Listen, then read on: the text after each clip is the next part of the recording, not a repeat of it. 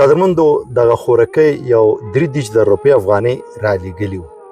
دغه خورکۍ ویلي چې دغه پیسې اوبو یا کوم مدرسه ته ورکړه.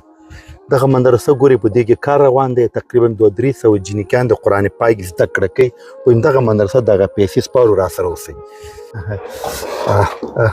نو خان راځي کار د مدرسې شروع دی. دغه نن یې هغه شټرنګ ایسته کړی دی، هغه کارونه وګورئ دغه مدرسې دغه کارونه.